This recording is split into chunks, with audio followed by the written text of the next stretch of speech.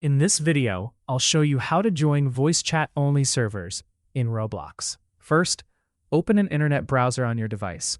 In the search bar, type Rolimons and press enter. Open the Rolimons website from the search results. Once you're on the website, hover over Games and select Game Catalog. Now find the game you want to play with voice chat. You can either browse the catalog or use the search box at the top. For example, I'm going to search for Please Donate. Click on the game from the search results.